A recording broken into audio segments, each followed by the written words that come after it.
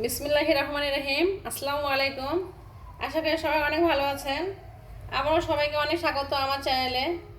আজ আমি খুব সহজ একটি রেসিপি করে দেখাবো, আমের খাট্টা। এখানে আমি আম সিদ্ধ করে পেস্ট করে রেখেছি, আদা রসুন থেতো করে রেখেছি ফোড়ন দেওয়ার জন্য, পেঁয়াজ কুচি, পাঁচফোড়ন, গোটা শুকনো মরিচ দিয়ে রেখেছি। প্রথমে তেল গরম করে আমি পেঁয়াজগুলো ভেজে নেব। পেঁয়াজ কুচিগুলো লাল হয়ে এসেছে, এখন আমি থেতো করে আদা রসুনগুলো দিয়ে দিচ্ছি, দিয়ে আর একটু ভেজে নেব। এখন দিয়ে দিচ্ছি গোটা শুকনো মরিচ চিরাগুলো, ভেজে নেব।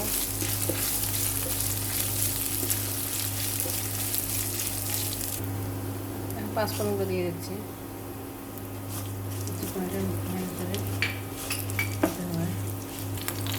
এখন পেস্ট করা আমটা দিয়ে দিচ্ছি। এখন এত পানি দিয়ে দিচ্ছি, আপনারা যেরকম ঘন খাবেন সেরকম পানি দেবেন। আর একটু পানি দিতে হবে, আরও একটু পানিতে যোগ করতেছি। এখন দিয়ে দিচ্ছি স্বাদ মতো লবণ, নেড়ে চেড়ে নিতে হবে। আর একটু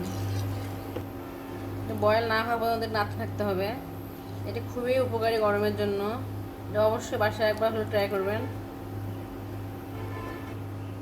এখন চিনি দিয়ে দিচ্ছি, যেহেতু এটা টক, যদি বেশি টক আম হয় তাহলে বেশি চিনি লাগবে।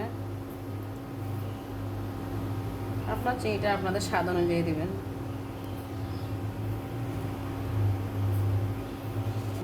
আর একটু পানি দিয়ে দিলাম, এটা অনেক ঘন হয়ে গেছিল। বেশি ঘন হবে না, বেশি পাতলাও হবে না, এটা সুন্দর এখন বয়েল হয়ে উঠেছে। এখন এটা নামিয়ে নেব। আমার রান্নাটা যদি আপনাদের ভালো লাগে তাহলে অবশ্যই আমার চ্যানেলটি সাবস্ক্রাইব করবেন। খুব সহজে তৈরি হয়ে গেল আমার মজাদার আমের খাট্টা। সবাইকে অনেক ধন্যবাদ।